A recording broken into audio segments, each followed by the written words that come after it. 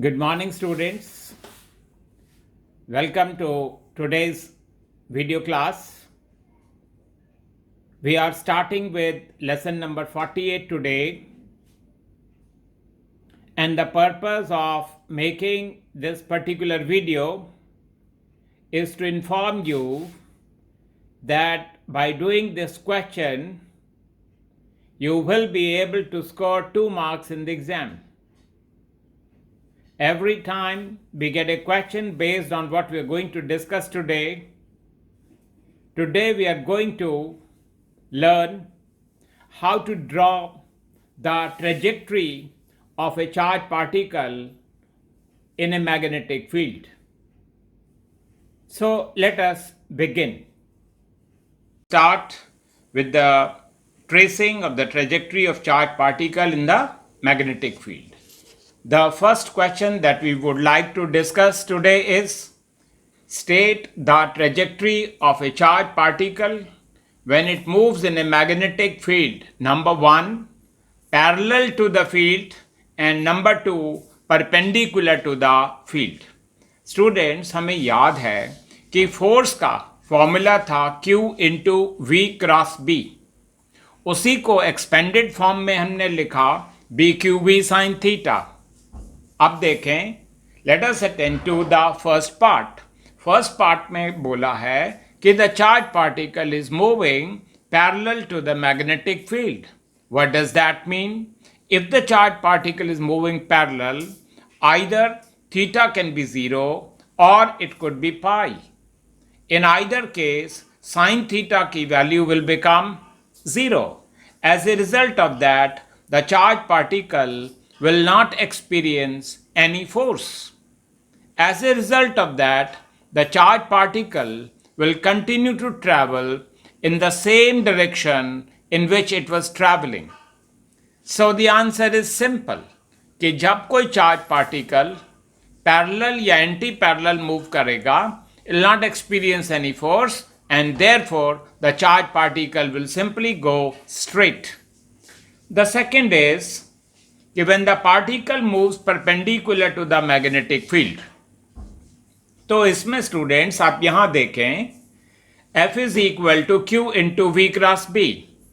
We have already learned कि ये formula हमें बताता है कि जो फोर्स है, मैग्नेटिक फोर्स, वो हमेशा परपेंडिकुलर होता है टू द वेलोसिटी वेक्टर. और क्योंकि फोर्स परपेंडिकुलर है टू द वेलोसिटी वेक्टर, इसलिए the charged particle will describe a circular path. You may ask कि वो जो circular path है उसके लिए centripetal force कहाँ से मिलेगी? That will be obtained from the magnetic force acting on the charged particle. So we settle down with this idea कि कोई भी charged particle अगर मैग्नेटिक फील्ड के परपेंडिकुलरली मूव करता है तो it will describe a circular path. Now we begin with the second question. Expression for radius and angular velocity when the particle enters number 1 perpendicular to B and number 2 making angle theta with the magnetic field.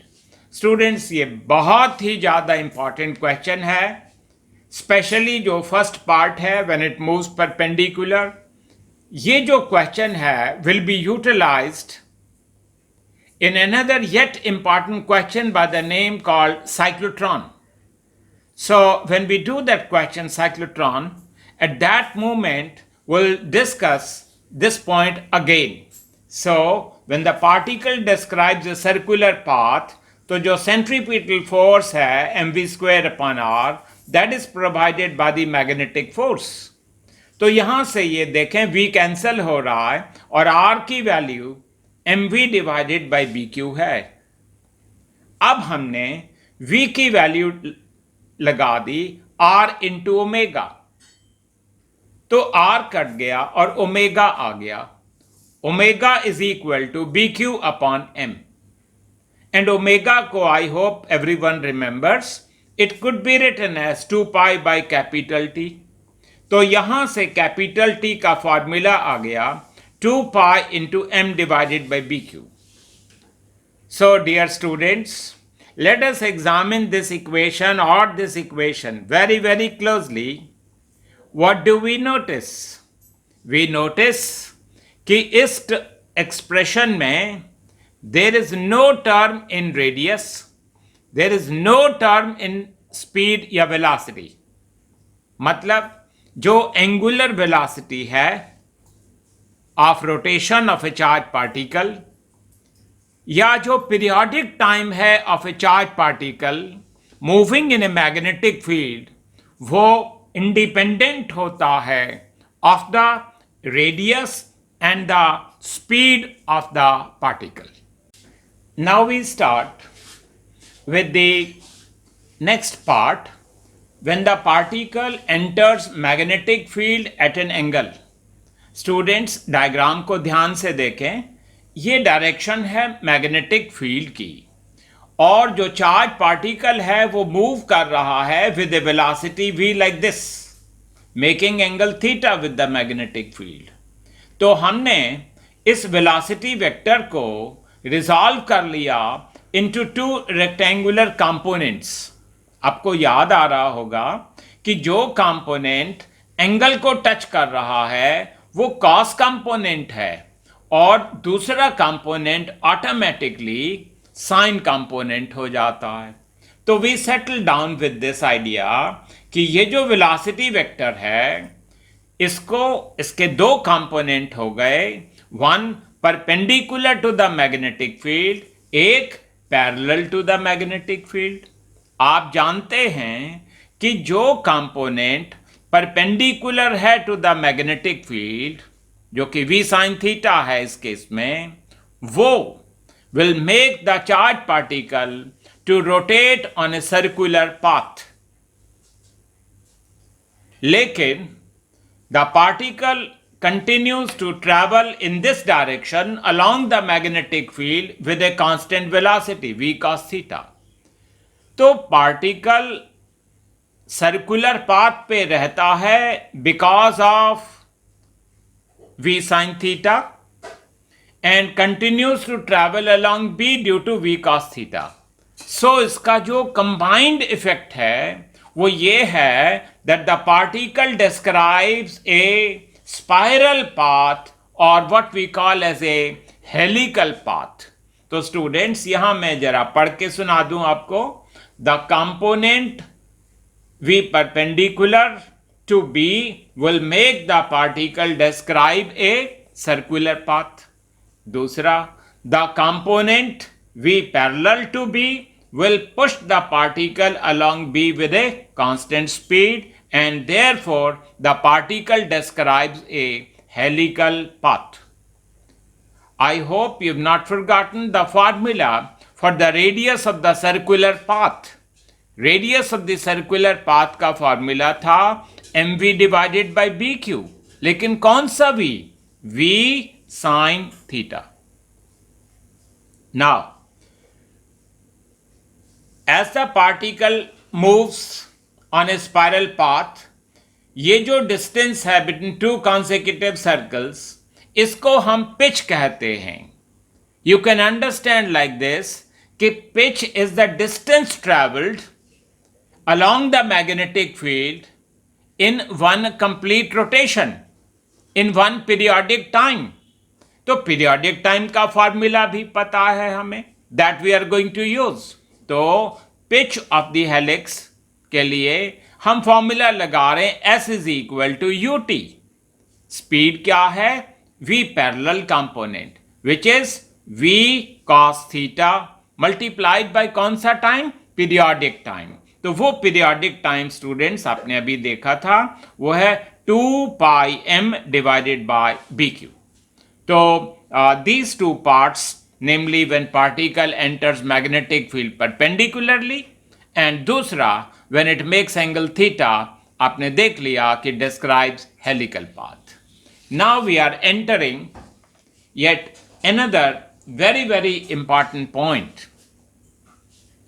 Of course, as we proceed further, you will come to know about these particles.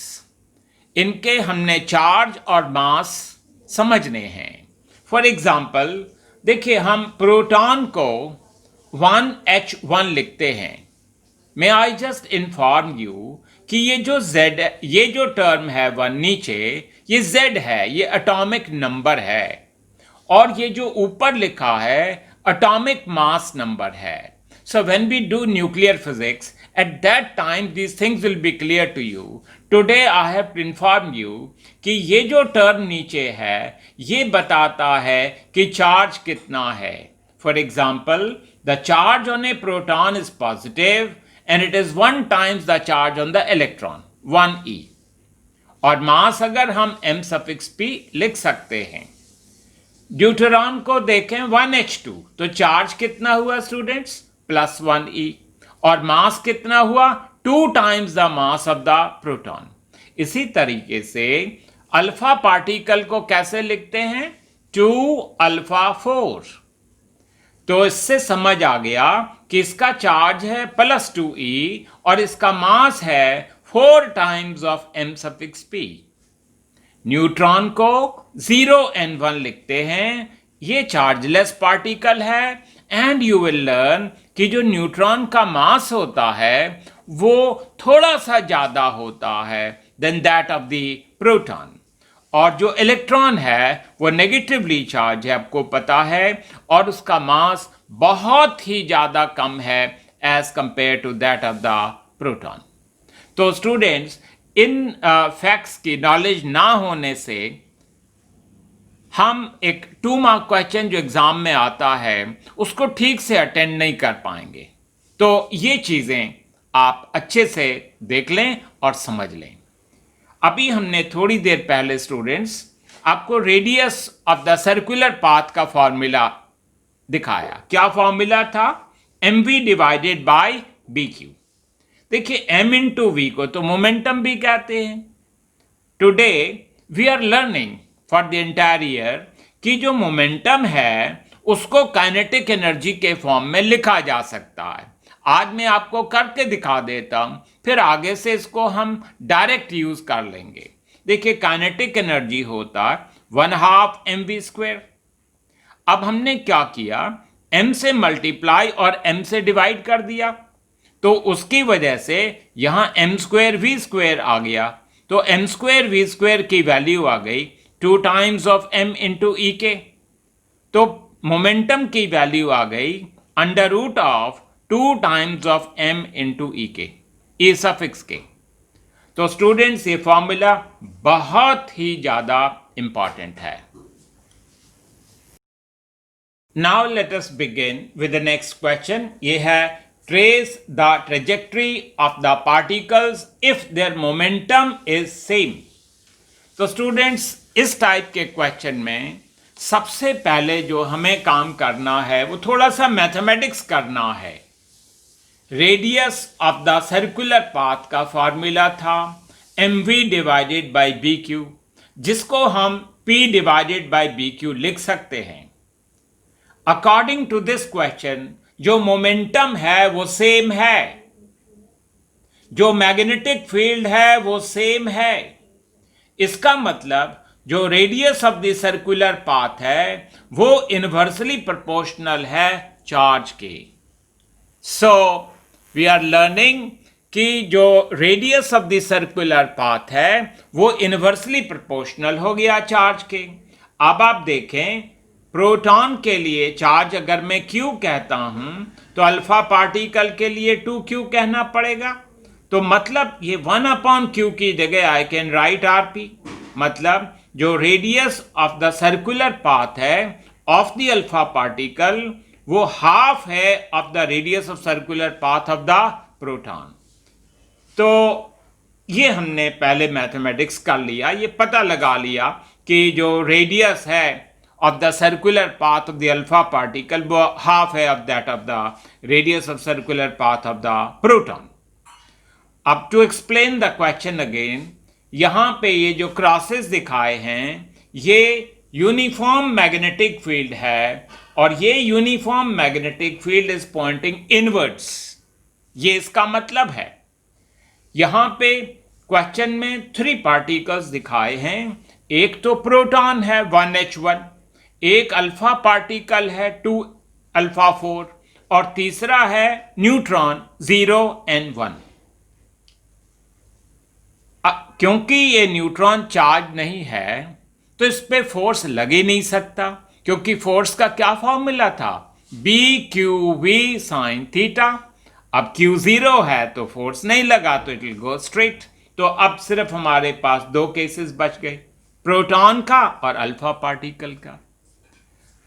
ये तो हमें clear है कि अगर कोई charge particle perpendicularly enter करता है magnetic field के तो वो सर्कुलर पाथ डिस्क्राइब करेगा। अब ये ऊपर की तरफ करेगा या नीचे की तरफ करेगा, उसके लिए हमें फ्लेमिंग्स लेफ्ट हैंड रूल लगा के ये डिटरमिन करना पड़ेगा कि इस चार्ज पार्टिकल पे फोर्स किधर को लग रहा है। फॉर एग्जाम्पल ये पॉजिटिव चार्ज है, ये इधर को जा रहा है, तो मैं I just remind you again, जो लेफ्ट हैंड रूल था वो क्या था कि उसके अंदर ये वाली finger should point in the direction of the magnetic field, ये वाली finger should point in the direction of motion of positive charge, तो ये जो थंब है should point in the direction of the force.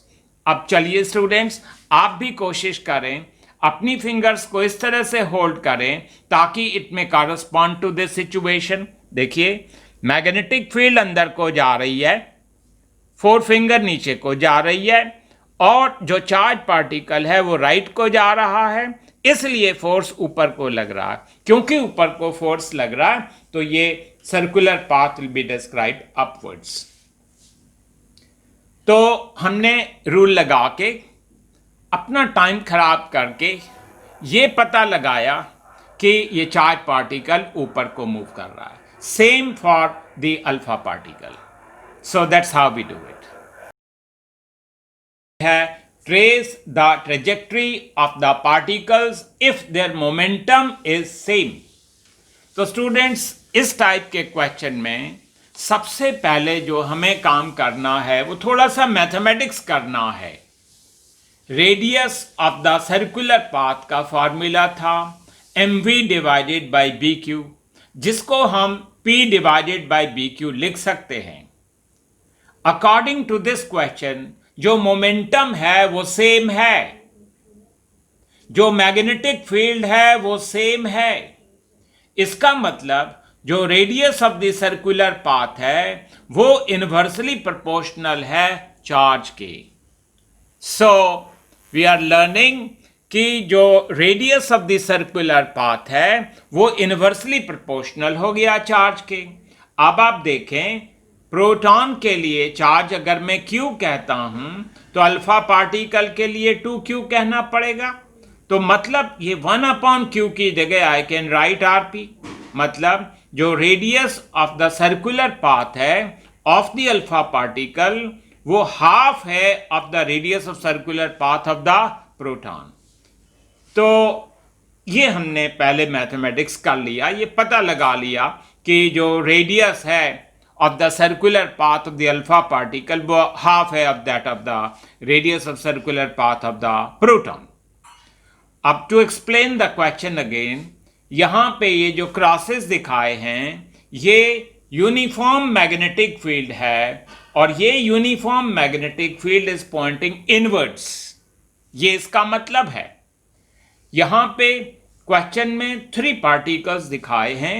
एक तो प्रोटॉन है 1h1, एक अल्फा पार्टिकल है 2α4 और तीसरा है न्यूट्रॉन 0n1।